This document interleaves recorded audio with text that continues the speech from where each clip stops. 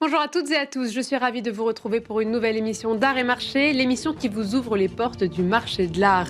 Les fêtes arrivent bientôt et pour accompagner cette période, les maisons de vente aux enchères proposent de plus en plus de lots de vente vintage et on s'intéresse plus particulièrement aux bijoux avec des lots allant de 2 000 € à 120 000 €. La vente joaillerie Paris chez Christie's propose un vaste choix. Nous allons voir avec Violaine Daster qui est directrice du département joaillerie chez Christie's France comment bien choisir un bijou en vente aux enchères. C'est parti pour Art et Marché.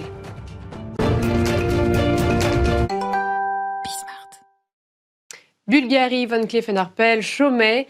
Voilà une prochaine vente de joaillerie Christie's qui va s'ouvrir, une vente qui brille de mille feux par ses pierres et je suis ravie de recevoir en plateau Violaine Dastorg.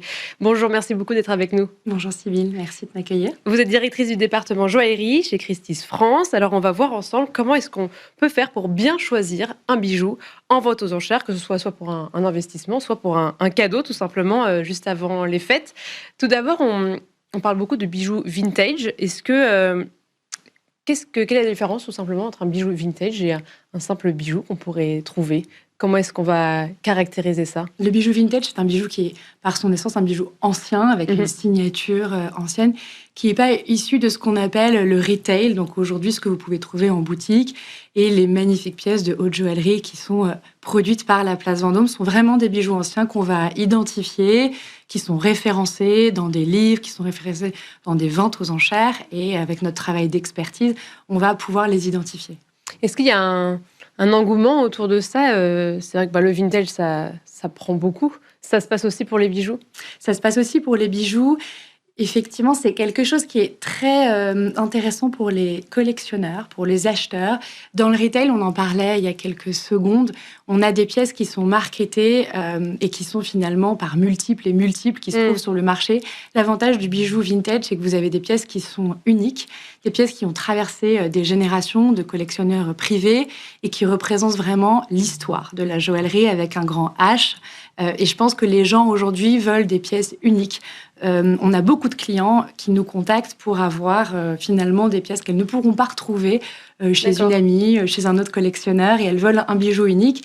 Elles sont attachées à des maisons parfois, Cartier, Van Cleef, Boucheron, et c'est très intéressant pour nous d'aller, si je puis dire, les chasser pour elles. On a un impact et un spectre qui est très important au niveau des ventes privées chez Christie's, et on peut, sur mesure, aller chercher des bijoux recherchés et attendus par vraiment des collectionneurs privés, ce qui est différent du monde des enchères, qui est effectivement représenté là en ce moment pour Christie's à Paris, pour notre joaillerie Paris qui a lieu jusqu'au 17 décembre et qui est désormais en ligne.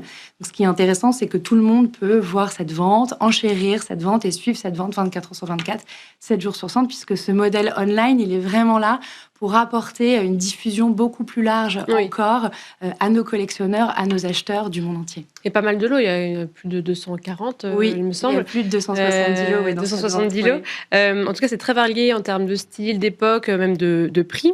Est-ce qu'il y a un conseil que vous pourriez donner juste pour avoir un bon œil, un point d'attention, en fait, qui serait peut-être valable pour tous les bijoux, sur quel point il faut vraiment être attentif quand on achète un bijou ? Je pense que ce qui est intéressant et ce qui est commun à tous les bijoux, c'est la facture du bijou. La facture du bijou, c'est vraiment la qualité du bijou, comment il a été exécuté par le joaillier. Et vous avez tout un tas de codes qui vous permettent de donner un petit peu plus de caractéristiques d'expertise sur une pièce que vous convoitez. Moi, je dis toujours, quand vous avez un bijou dans les mains, la première chose à faire, vous le regardez, ça peut paraître surprenant, mais vous le regardez d'abord par le dos, par le revers du bijou, à l'arrière. C'est là où vous allez retrouver vraiment l'âme de la facture, la qualité de travail, notamment sur le serti. Vous allez vraiment avoir, je dirais, l'ADN de la pièce. Et ensuite, bien évidemment, vous avez ce fameux poinçon qui est dans une forme de losange et dans lequel vous allez avoir les initiales et le signe qui représente le joaillier qui a créé cette pièce.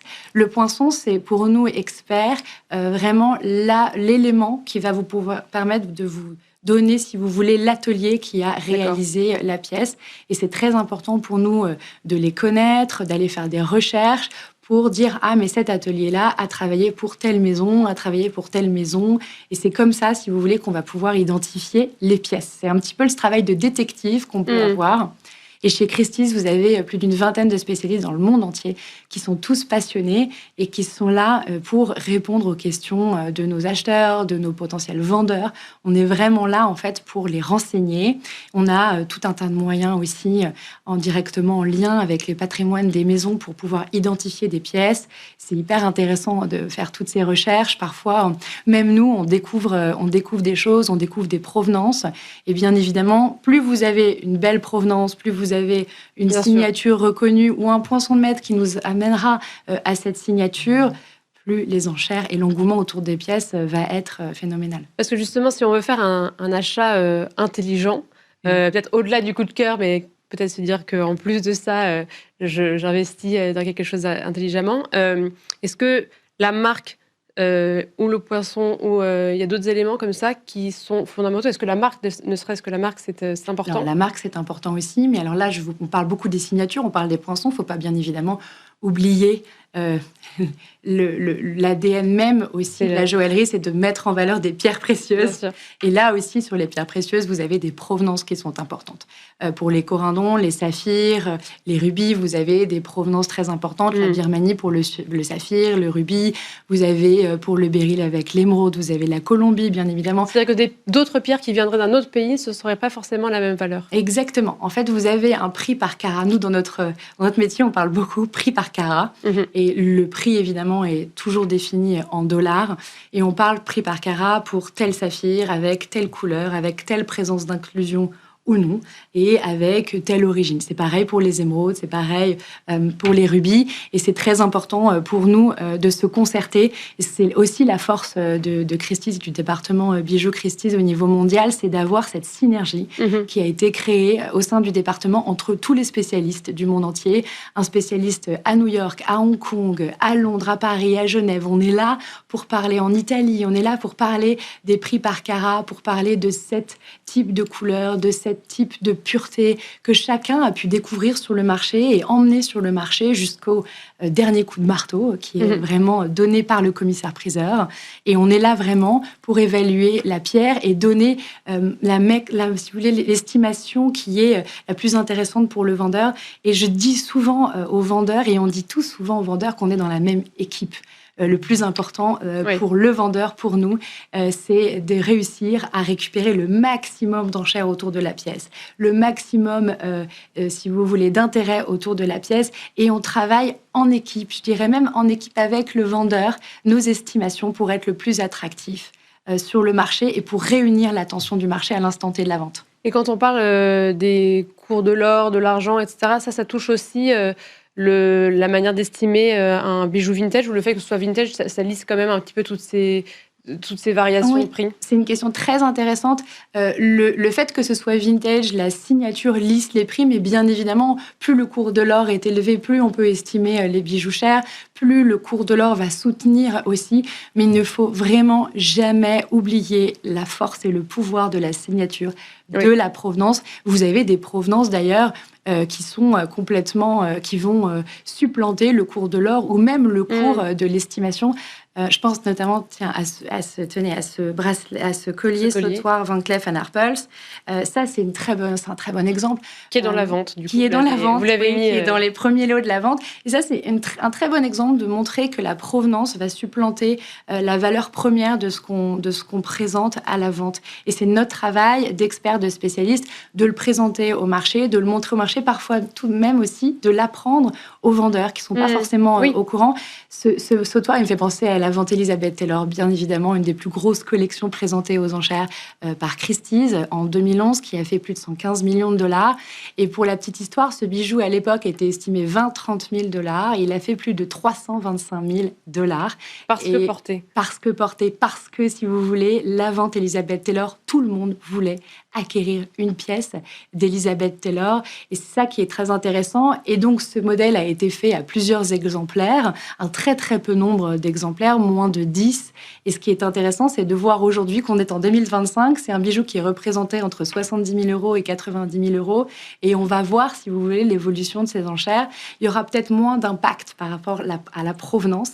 Mais déjà, les bijoux Van Cleef & Arpels des années 70, c'est l'époque de ce sautoir. On est vraiment dans une époque aujourd'hui qui est extrêmement recherchée par les clients. Ce sont des bijoux aujourd'hui qu'on peut agrémenter, qu'on peut porter de jour comme de nuit. Je pousse vraiment à porter ces bijoux vintage qui sont peut-être moins ostentatoires que certains bijoux avec des diamants, avec des émeraudes, des saphirs. Oui, parce que là, il y a du corail. Exactement. Là, on est vraiment dans un courant de l'histoire de la joaillerie des années 60-70. On est dans les années 70 pour cette pierre-là, avec l'utilisation de pierres semi-précieuses, l'améthyste, et de pierres décoratives, le corail, qui rendent ce bijou très statement dans l'histoire de la joaillerie. Quand on connaît un petit peu l'histoire de la joaillerie, on voit ces pièces, on voit les couleurs, on est tout de suite transporté dans les années 60-70. Donc c'est intéressant et il faut suivre du coup les enchères de ce collier. Et justement, il nous reste 2 minutes. Est-ce qu'il y a des tendances, des bijoux par exemple, du XXe siècle, qui aujourd'hui reviennent en force et qui pourraient être intéressants de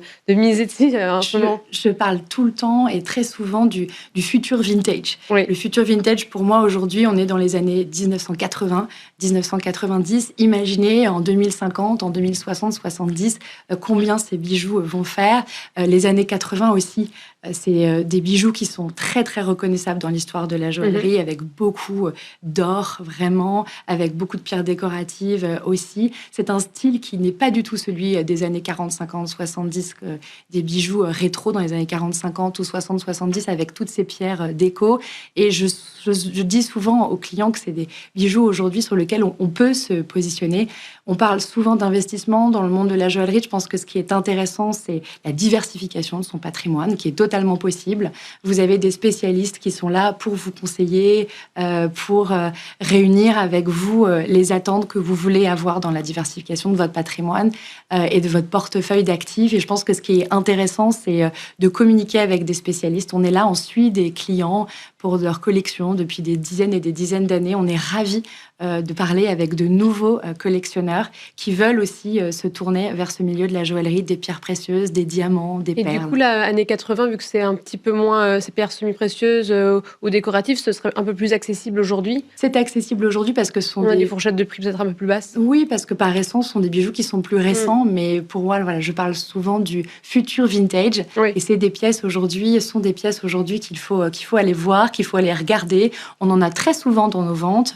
Elles sont référencées parce qu'on annonce bien évidemment les époques, les années dans notre cataloguing, dans nos catalogues de vente.